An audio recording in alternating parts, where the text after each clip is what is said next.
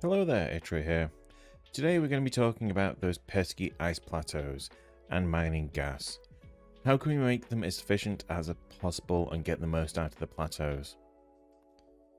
So the first thing we need to understand is the plateaus are tricky, as you cannot actually make any form of goods on the actual plateaus themselves.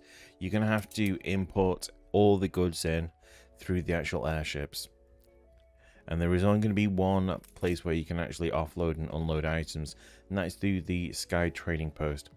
So that's one harbour or pier basically, and we have a cap on the storage capacity here of 250 storage on the actual plateau. So we're limited on how much we can actually store, how many ships we can get coming in and out. So what we kind of want to do is have the actual population as tightly packed and as densile as we can.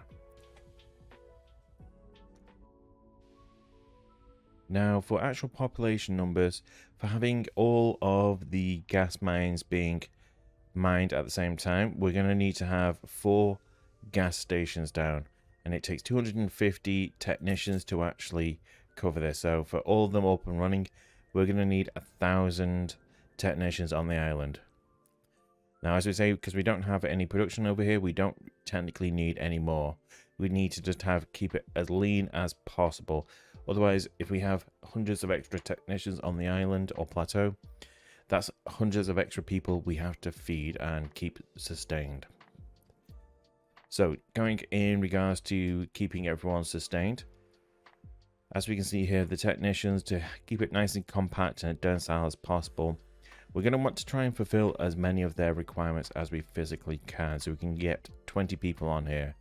Now, we can't actually boost out the population size in the housing anyway through any items, so we're limited to having 20 technicians in a house. So we want to have everything here as possible.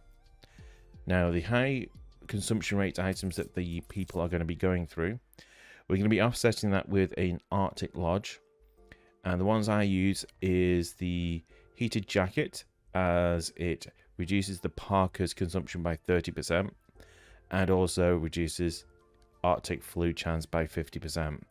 This is what we're going to be stacking quite highly on, is Arctic flu chance reduction and consumption reduction, so we can make our people go through less items and get ill less. And here, another really high consumption item is the pemmican. So as you can see, we're already at 90% flu reduction. And then we're going over the 100% here with the kettle, which reduces the coffee consumption by 30% as well. So if we have a look at our people here,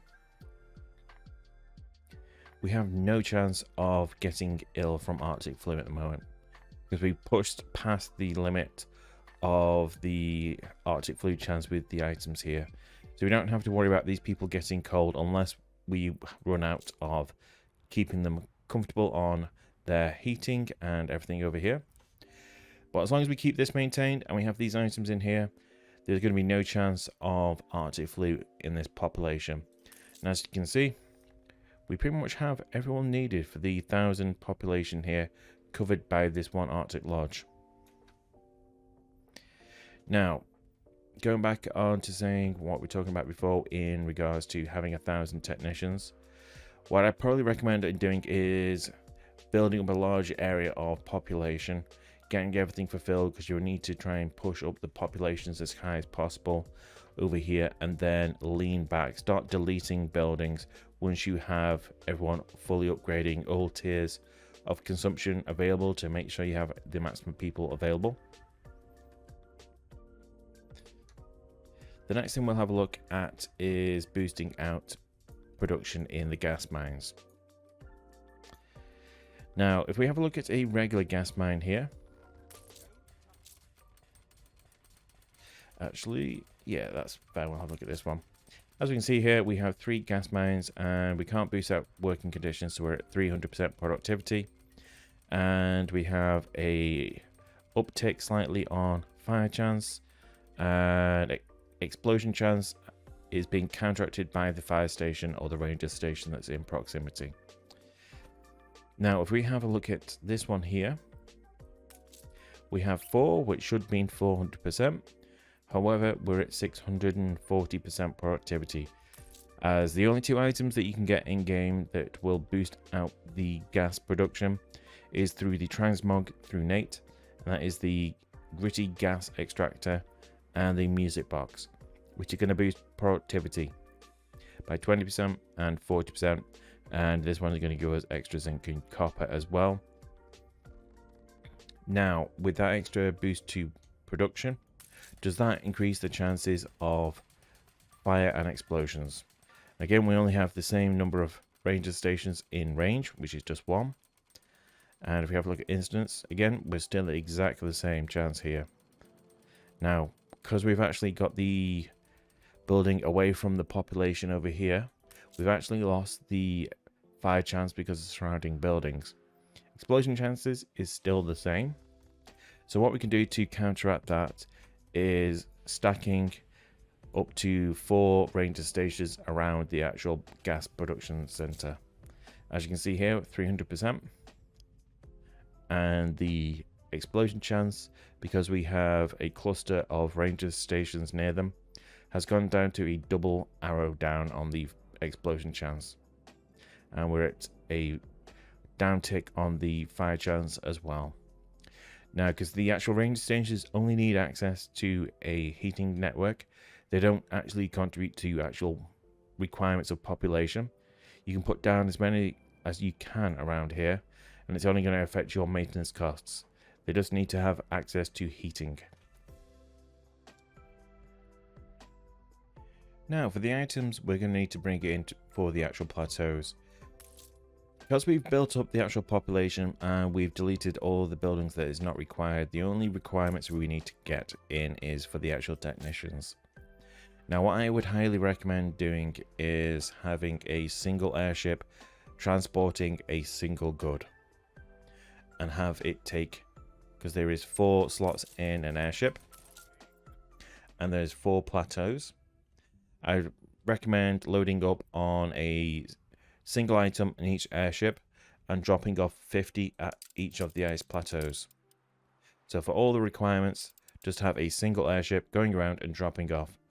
It makes it a lot easier if you are having one airship coming in and picking up all the requirements and dropping off to this island here. It's going to mean that you probably will end up having imbalanced storage on your cargo ship, so it's going to be getting backlogged with certain items.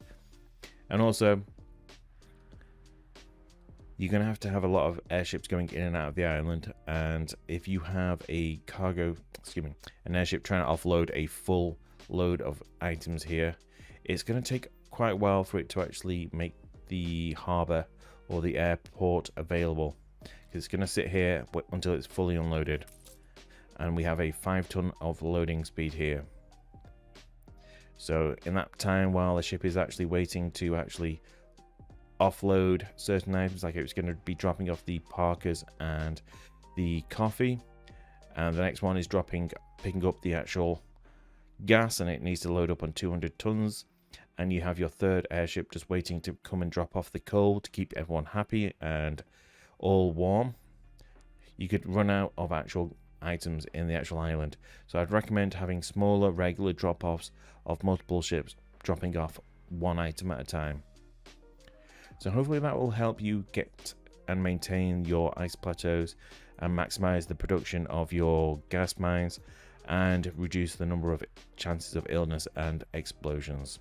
If you do appreciate any likes and subscription on the video and channel, and comment down below if there's another video you'd like me to cover off next. Stay safe, and I'll catch you on the next one.